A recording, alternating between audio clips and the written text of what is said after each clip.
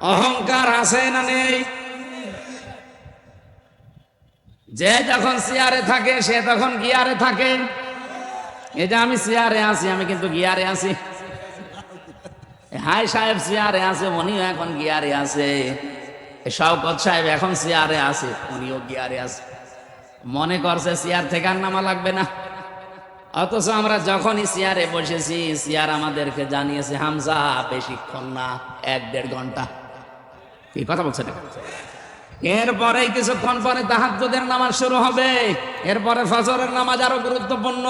সুতরাং সারা রাত না, চেয়ারের মেয়াদ মাত্র 1.5 ঘন্টা।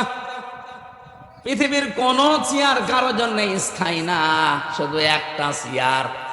ওয়াসিআ কুরসিয়ুহুস সামাওয়াতি ওয়াল আরদ ইলা আখিরি আয়াত। আল্লাহ পাক বলেন আসমান জমিন পরিব্যাপ্ত একটা চেয়ার আছে, ওই চেয়ারের মালিক কে? ওইটার কোনো পরিবর্তন নেই। তাছাড়া দুনিয়ায় যত দামি চেয়ার হোক, যত বড় চেয়ার হোক, চেয়ারে যারা বসবে এ কথা মনে করে যেন বসে যে আমারে নামা লাগবে। চেয়ার মানে যে চেয়ারে চেয়ারে চেয়ারের কথা বলছি। অনেকে মনে করছে না এখন যারা উপদেষ্টা আছে ওই চেয়ার, ও চেয়ার কি নামবে? ওরা নামার জন্য বসেছে। দেখেন না কি চেয়ারের গরম। যে যখন চেয়ার পেয়েছে সেই তখন পাল্টিয়ে গেছে। চেয়ারের গরমে কে বলতে যে কি বলে নিজেও টের পাচ্ছে না। এই যে মাহফুজ আলমের দিকে তাকান, চেয়ারে থাকার আগে আপনি দেখেছেন সে চেয়ারে থাকার আগে মানুষের কাছে টাকা ভিক্ষা করে পর্যন্ত খাবার খেয়েছে। মানুষের মেসে থেকে খাবার খেয়েছে, নিজের টাকা ছিল না বাবার। অথচ সে চেয়ারে পেয়ে এমন গিয়ারে আছে, শুধুমাত্র গিয়ারেই নেই। কোথায় সে 71, কোথায় 47, কোথায় 52, ওগুলো টানতেছে।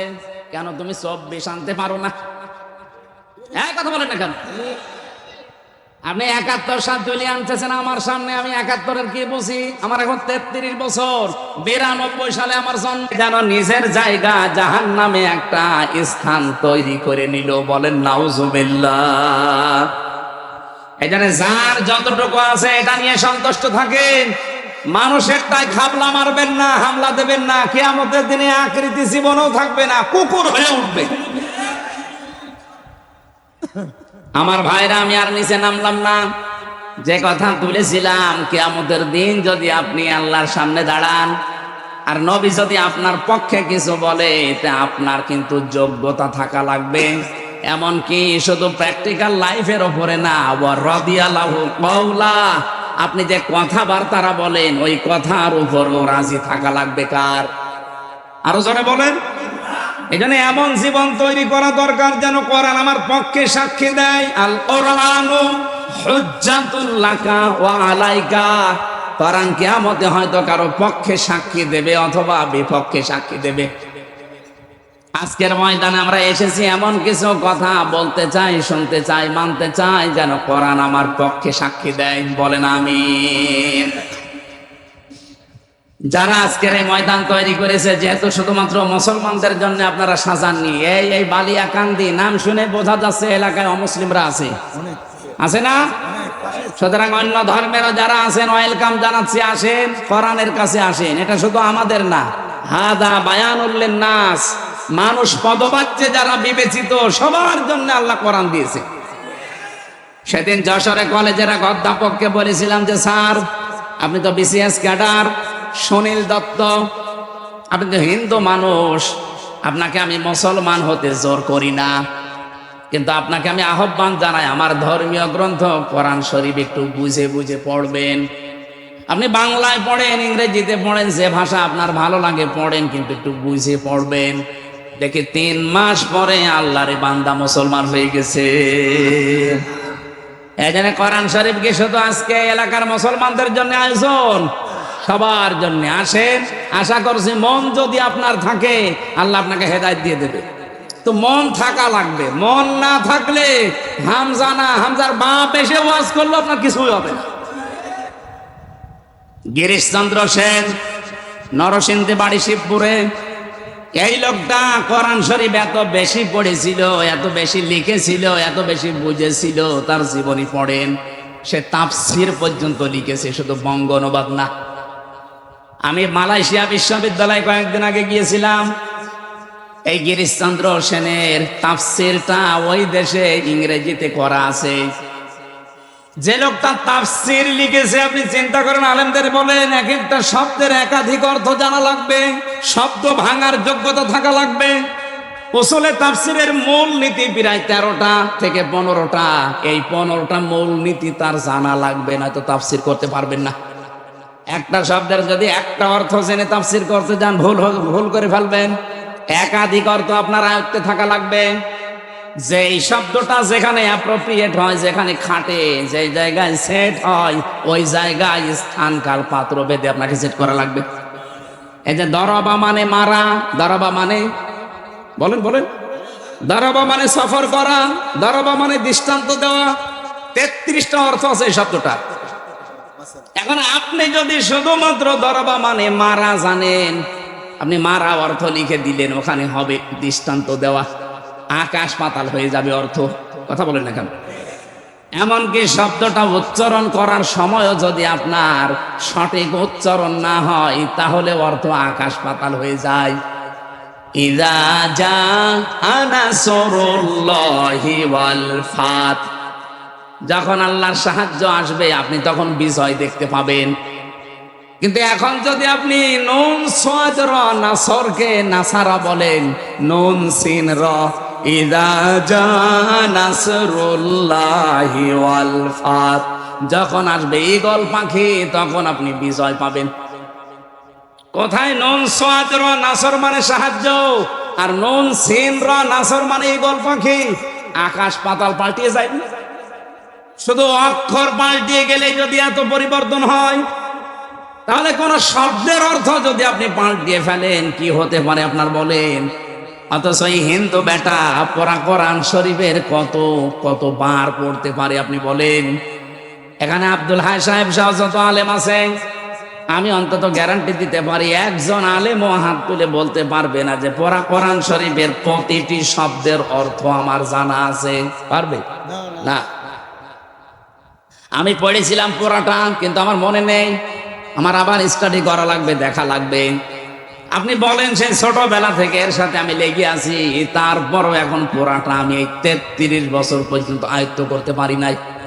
অথচ হিন্দু মানুষ কি পড়া পড়েছিল, কি বোঝা বুঝেছিল, কি লেখা লিখেছিল, পড়া কোরআন শরীফ তার আয়ত্তে আছে, তাফসীর যেহেতু লিখেছে, কিন্তু লোকটার মন ছিল না, এজন্য হেদায়েত পায়নি। মারা যাওয়ার পরে জানাজাও দেয়নি, কবরও দেয়নি, পুড়িয়ে ফেলেছে। কথা বলেন না কেন?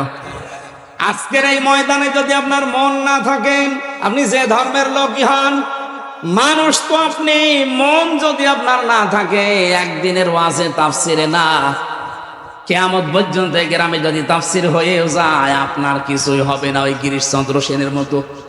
এই জন্য মন আগে তৈরি করেন। হ্যাঁ, কোরআনের সেই ক্ষমতা আছে, আপনাকে হেদায়েত দিতে পারে, পারে না? বলেন বলেন, আল্লাহর কোরআন যে আপনাকে হেদায়েত দিতে পারে, সেই ক্ষমতা আছে। কোথায় পাবেন আপনি?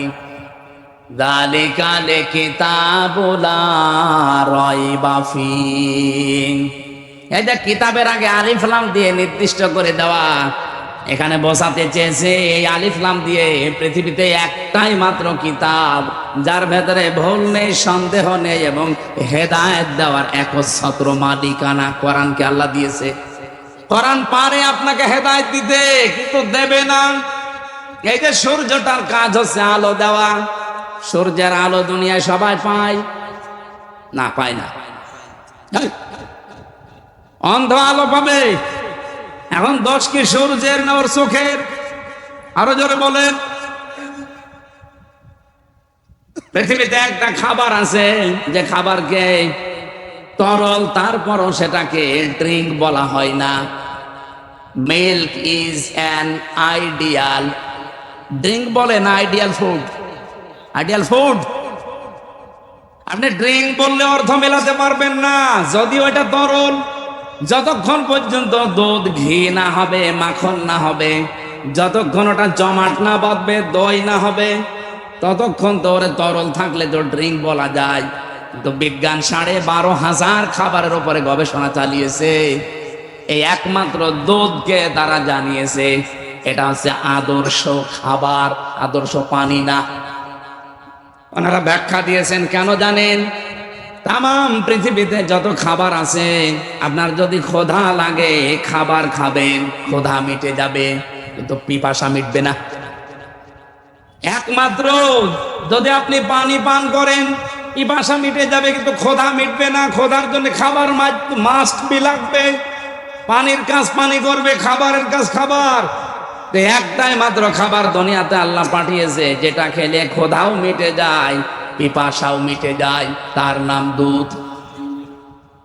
এখন দুধ ভালো জিনিস না খারাপ জিনিস? আরো জোরে বলেন। একে সবার জন্য ভালো না। আমাশার রোগী যে ওর জন্য ভালো, ওরা আপনি দুধ দেবে, ও সারাদিন টয়লেটে বসে থাকবে। দুধ তো ভালো, সবার জন্য ভালো না। কোরআন শরীফও ভালো, এখানে সবার জন্য ভালো না। আপনার মন যদি না থাকে আপনার জন্য ভালো হবে না। কোরআন সবাইকে হেদায়েত দিতে পারে, সে ক্ষমতা কোরআনের আছে। সূর্য যেমন সবাইকে আলো দিতে পারে, সে ক্ষমতা সূর্যের আছে। কিন্তু যার চোখ খারাপ, এ দোষ সূর্যের না, এ দোষ তার চোখের। কথা বলেন ঠিক কিনা? পেট ভালো না যার, তার যেমন দুধে কাজ হয় না। আজকের মাহফিল যেহেতু মানুষের জন্য, সব মানুষের কাজ হবে না, কাজ হবে শুধুমাত্র মনওয়ালা মানুষের। এই জন্য আজকে এখনই মন তৈরি করেন যে আজকে যা বলবে এখন থেকে এটা আমার জন্যে। আপনি অন্যদিকে টেনে নিয়ে যাবেন না, বলবেন আমার জন্যে। আমরা সেই নিয়ত নিয়ে কথা বলতে চাই, ইনশা। আরো জোরে বলেন ইনশা। সূরা আলে ইমরানের 104 এবং 105 দুইটা আয়াত পড়েছি।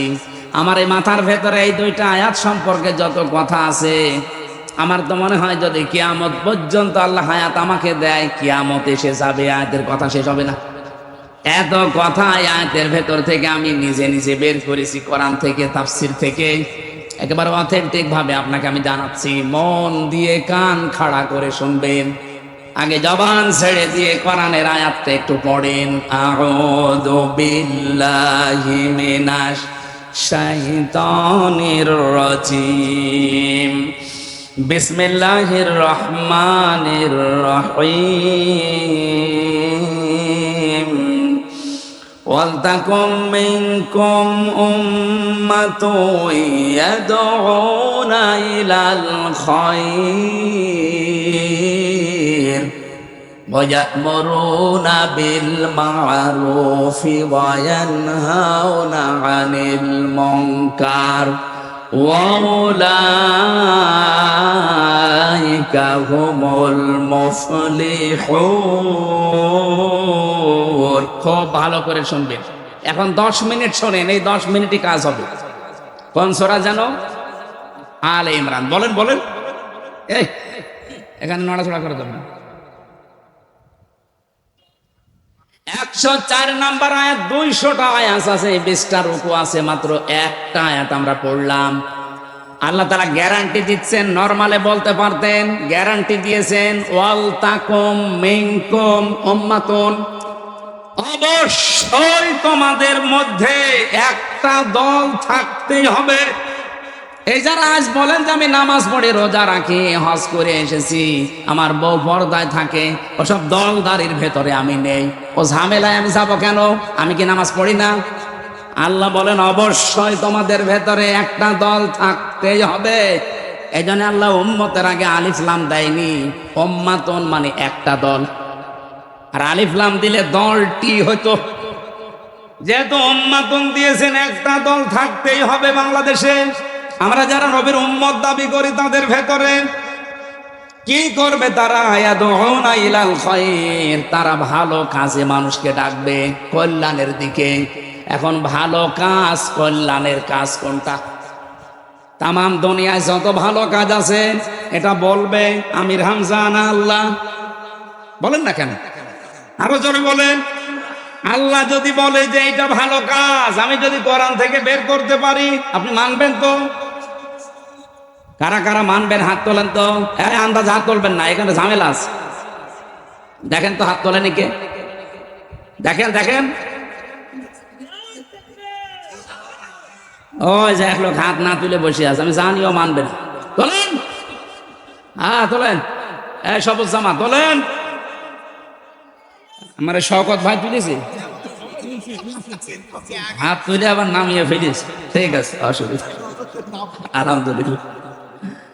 এবার ভালো করে শোনেন ভাই, আমি তো বানিয়ে বলবো, আলেমরা আছে না, এখানে সমস্যা কি? এবার আমি বললাম না ক্লাসের মেন টাইম চলছে, এটা একেবারে নড়াচড়া না, নিজের দিকেও তাকাবেন না। ও রাজবাড়িবাসী একটু খেয়াল করেন, ভালো কাজ কোনটা যেদিকে মানুষকে ডাকার কথা নির্দেশ দিলেন, এদউনা ইলাল খৈর। এখানে খয়রের আগে আলিফ লাম দিয়ে আল্লাহ নির্দিষ্ট করে দিয়েছেন কাজটা। কোরআন শরীফের ভেতরে আমি ভালো কাজ পেয়েছি 500। কয়টা বলেন বলেন? 500 ভালো কাজের ভেতরে একটা ভালো কাজের জন্য আল্লাহ নির্দেশ দিলেন। এটার ব্যাখ্যা আপনি সূরা সফের 10 নম্বর 11 নম্বর আয়াতটা একটু খোলেন। ইয়া আইয়ুহাল্লাযীনা আমানু হাল আদুল্লুকুম আলা তিজারাতিন তুনজিকুম মিন আযাবিন আলীম। ওহে যারা ঈমানের দাবি করো, আমি কি এমন একটা ব্যবসার দিকে তোমাদের ইঙ্গিত দেব, দালালাত করব, বলে দেব, সন্ধান দেব, যে ব্যবসাটা করলে জাহান্নামের আগুনে যাওয়া লাগবে না, কঠিন যন্ত্রণাদায়ক আযাব থেকে তোমরা বেঁচে থাকতে পারবে। কি সেই ব্যবসা? মূলধন হিসাবে কয়েকটা জিনিস আমি ঘোষণা দিলাম। ব্যবসা করতে যেমন মূলধন লাগে, নাই তো ব্যবসা করা যায় না। আল্লাহ পাক বলেন যে জাহান্নামের আগুন থেকে বাঁচতে হলে ব্যবসা করা লাগে। এই ব্যবসার মূলধন 3টা। তো উমিনুনা বিল্লাহি ওয়া রাসূলিহি ওয়া তুজাহিদুনা ফি সাবিলিল্লাহ বিআমওয়ালিকুম ওয়া আনফুসিকুম যালিকুম খায়রুল লাকুম ইন কুনতুম তা'লামুন। আল্লাহর প্রতি যারা বিশ্বাস করেছে, রসুলের উপরও বিশ্বাস করো। আর এই 2টা দাবিকে সামনে রেখে জান আর মাল দিয়ে আল্লাহর এই জমিনে তার বিধান বাস্তবায়নের জন্য সর্বাত্মক প্রচেষ্টা চালাও। এইটাই ভালো কাজ। আল্লাহ এবার দিয়েছেন যালিকুম খায়রুল লাকুম। এবার আর খয়রের আগে আলিফ লাম নেই। ভালো কাজে একটা, ওই যে উম্মাতুন মানে যেমন একটা দল, এই খয়রুন মানে একটা ভালো কাজ। এইটাই ভালো কাজ। তাহলে ভালো কাজ কোনটা আপনি বুঝেছেন। জান আর মাল যতদিন আপনার সাথে আছে, এটা সর্বাত্মক ভাবে জমিনে আল্লাহর দিন কায়েমের জন্য আপনি একেবারে প্রচেষ্টা চালিয়ে যাবেন। কোন দিন পর্যন্ত? ওয়াবুদ রাব্বাকা হাত্তা ইয়াতিয়াকাল ইয়াকিন। যতদিন পর্যন্ত আপনার কাছে ইয়াকিন না আসে, মানে মরণ না আসে। তাহলে জীবনের শেষ দিন পর্যন্ত এই টার্গেটটা আপনি চালাবেন যে আল্লাহর এই জমিনে আমি আল্লাহর সিদ্ধান্ত বিধান কায়েম করবই। এইটা ভালো কাজ, আমি বানালাম এটা। বলেন বলেন, এই ভালো কাজের কথা ব্যাখ্যা করতে গেলে আপনার কাছে আমি খারাপ হয়ে যাই। আমার মনে হয় নবীজি যদি এখন এই ভালো কাজের ব্যাখ্যা দিত, এ রাজবাড়িতে বহু শয়তান এমন আছে নবীকেও গালি দিত। কথা বলেন না কেন? আমি কি বানিয়ে ব্যাখ্যা বলবো আপনার সামনে? 1500 বছর আগে এইভাবেই ব্যাখ্যা করা ছিল নবীর পক্ষ থেকে। যুগে যুগে সাহাবায়ে কেরাম যারা তাফসীর কারক, তারা এইভাবেই লিখেছেন যে যালিকুম খায়রুল লাকুম, এইটাই ভালো কাজ। আমি আপনি না বুঝলে কি হবে? সাহাবীরা এই আয়াতের ব্যাখ্যা বুঝেছিল কি? হযরত মুআয আর মুহাব্বিসের দিকে তাকান, তারা মাত্র 11 বছর আর 13 বছরের ছেলে। তারা এটা যে ভালো কাজ, আল্লাহর জমিনে জিহাদ করা, দিন কায়েমের জন্য সর্বাত্মক চেষ্টা করা, এটা যে ভালো কাজ, বয়স হয়নি, মাপে যায় না, তারপরও তারা চেষ্টা চালিয়েছে। আর আমাদের বয়স হয়ে গেছে, মাপ হয়ে গেছে, পরিবেশ তৈরি হচ্ছে, এরপরও বলছে না, ও ঝামেলায় আমি নেই। ঝামেলা মনে করেন আপনি এইটাই ভালো কাজ। এই ভালো কাজে জাতি যতদিন না বুঝবে ততদিন কপালে কাঙ্ক্ষিত শান্তি আসবে না। কারণ আমার হাকামা বিহে আদালা, যারা কোরআন দিয়ে বিচার ফায়সালা করে, তারা ন্যায় বিচার করে। যে 54 বছরে আমরা কোরআনের বিচার দেখি নাই, দেখেছেন? আরো জোরে বলেন না। কোরআনের বিচার যদি দেখতে পেতেন, আমি একটা হাদিস পড়ছিলাম, মান রাআ মিনকুম মুনকারান ফালিয়ুগাজ্জিরহু, না, মান ক্বারাআল কুরআনা ফাস্তাযহারাহু ফাহাল্লা হালালাহু ওয়া হাররামা হারামাহু আদখালাহুল্লাহুল জান্নাহ। নবীজি বলেন, যে ব্যক্তি কোরআন পড়ে আর কোরআনকে ইজহার করার জন্য চেষ্টা করে। ইজহার মানে, অনেকেই বলে যে ইজহার মানে স্পষ্ট করা। কে বলেছে আপনাকে? আধুনিক ব্যাখ্যা এজাহার মানে বিজয় করা, এজাহার মানে দাঁড় করানো, প্রতিষ্ঠা করা, কায়েম করা। 33টা অর্থ বের হয় এই শব্দ থেকে। আমরা যদি কোরআন পড়ি আর কোরআনকে যদি এজাহার করার জন্য, বিজয় করার জন্য যে যেখানে আছে ওখান থেকে চেষ্টা চালাই, তাহলে কি হবে? পরবর্তী শব্দে আল্লাহর নবী বলেন, ফাহাল্লা হালালাহু ওয়া হাররামা হারামাহু, হালালকে হালাল জেনে যদি ছেড়ে দেয় আর হারামকে হারাম জেনে যদি ছেড়ে দেয়, হালালকে হালাল জেনে আঁকড়িয়ে ধরে আর হারামকে হারাম জেনে ছেড়ে দেয়। ও ভাইরা, যতদিন কোরআনের বিধান কায়েম দাঁড়ে এই দেশে না হবে, ততদিন হারামকে হারাম জানার পরও আপনি ছাড়তে পারবেন না। এরকম জায়গা দেশে নেই? মাদ্রাসার যারা প্রিন্সিপাল, ভাইস প্রিন্সিপাল, জিজ্ঞাসা করেন তো, হারাম কাজ জানার পরও করা লাগছে। একটা বৈধ বিল বের করে নিয়ে আনবেন, কিন্তু বাবা শাহজালাল ঘুষ মামা দেওয়া লাগবে। আপনি কিন্তু জানেন যে ঘুষ দেওয়া হারাম, আপনার তাও দেওয়া লাগবে। মসজিদের জন্য টাকা বরাদ্দ হয়, ওই টাকা বের করতে হলে 2 লাখ টাকা দেবে, 50,000 ঘুষ দেওয়া লাগে। আপনি কিন্তু হারামকে হারাম জেনেও ছেড়ে দিতে পারছেন না, কারণ ইসলাম এই দেশে নেই। এক কথা বলেন না কেন? এই জন্য যতদিন এই দেশে দিন কায়েম না হবে, যত বড় ফেরেশতা এই দেশে বাস করুক, ও হালালকে হালাল জেনে আঁকড়িয়ে ধরতেও পারবে না, হারামকে হারাম জেনেও ছেড়ে দিতে পারবে না। এই জন্য কোরআন শুধু পড়লেই হবে না, কোরআন বুঝলেই হবে না, কোরআন মানলেই হবে না, কোরআন যেন মানুষ মানতে পারে সেই ব্যবস্থা করা লাগবে। আর এইটাই চেয়েছিলেন আল্লামা সাঈদী। উনি যতদিন কোরআন পড়েছিলেন, ওনার একটা শত্রু বাংলাদেশে ছিল না। যতদিন কোরআন বুঝেছিলেন, শত্রু ছিল না। যতদিন কোরআন মানুষের কাছে বুঝিয়েছেন, শত্রু ছিল না। কিন্তু যখনই বলেছে এটা আমি এদেশের মানুষকে মানাতে চাই, তখনই উনি হয়ে গেছে রাজাকার।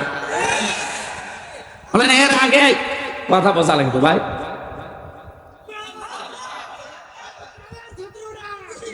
এই কথা শুনুন ভাই, আমি একটু শেষ করি। বলেন তো, এই দেশে আল্লামা শফি হেফাজতের আমির ছিলেন, যতদিন কোরআন পড়েছিলেন তার একটা শত্রু দেশে ছিল? বলেন বলেন। যতদিন কোরআন বুঝেছিলেন, শত্রু ছিল। যতদিন কোরআন ব্যক্তিগত আর পারিবারিক জীবনে মেনেছিলেন, একটা শত্রু ছিল। যখনই বলেছিলেন না, এ কোরআনের বিরুদ্ধে কোনো সিদ্ধান্ত আমি নিতে দেব না, নবীকে গালি দেওয়া কোরআনের বিরুদ্ধে। আসতে বলেন। উনি যে 13টা দফা দিয়েছিলেন, তার ভেতরে এটা দিল যে নবীকে গালি দিলে তার ফাঁসি দেওয়া লাগবে। হ্যাঁ, কথা বলেন না কেন? সাথে রাসূল যারা আল্লাহর নবীকে যারা গালি দেয়, এদের তাওবাও কবুল হয় না। সুতরাং ও তো জাহান্নামে যাবে, ওরে দুনিয়া থেকে আগে কতল করেন। এই আইন নিয়ে যখন তিনি সাপ্লাই গিয়েছে, তখন নামই পাল্টিয়ে দিয়েছে। নাম পাল্টিয়ে কি দিয়েছে? তেতুল হুজুর। অনেকে তেতুল হুজুর ছিলেন। এদেশে বহু মানুষ আমরা আজ দেখি আমাদের নাম পাল্টিয়ে দেয় শুধুমাত্র একটা কারণে, হামজা যতদিন কোরআন শুদ্ধ করে পড়বে, কেউ আমাকে কিচ্ছু বলবে না। যতদিন আমি নিজে বসবো, আমার সমস্যা নেই। আরে ভাই, কোরআনে কারিমে 3টা শব্দ আমি পেয়েছি কোরআন পড়ার ব্যাপারে, রাতালার তালাওয়া। এই তালাওয়া শব্দের ব্যাখ্যা করতে গিয়ে আমি 4টা জিনিস পেয়েছি। আপনি একটু মিলান। 1 নম্বরে আপনাকে শুদ্ধ করে পড়া লাগবে, তাহলে তেলাওয়াত হবে। 2 নম্বরে ওটা বুঝতে হবে, তাহলে তেলাওয়াত হবে। তিন নম্বরে ওটা যতটুকু বুঝলেন আপনার ব্যক্তিগত আপনার পারিবারিক জীবনে যতদূর আয়ত্তে আছে মানা লাগবে, তাহলে তেলাওয়াত হবে। আর 4 নাম্বারটা শোনায় সোহাগা হবে, পরিপূর্ণ হবে তখন যখন আপনি মানুষকে মানানোর ব্যবস্থা করে দেবেন। আমরা তো এইটা চাচ্ছি যে আমি নিজে মানবো না, আমার দেশের মানুষের জন্য কোরআন মেনে একটা মিনি জান্নাতে থাকতে পারে। এক কথা বলেন না কেন? আমরা এটা চাই না। এর বাইরে যদি কেউ কিছু চান তার পক্ষে আমার কথা নেই। আমরা চাই আমি কোরআন শুদ্ধ করে পড়বো, বুঝবো, মানবো এবং মানুষ যেন মানে ওই পরিবেশ তৈরি করে দেবে। কোরআনের পরিবেশ যদি তৈরি হয়, হালালকে হালাল জানা মানা সহজ হবে, হারামকে হারাম জানা ছেড়ে দেওয়া সহজ হবে। হাদিসের শেষ কথা ছিল কি? আদখালাহুল্লাহুল জান্নাহ, আল্লাহ যেন তাকে জান্নাতে দিয়েছে না দেবে? না না, দেবে না।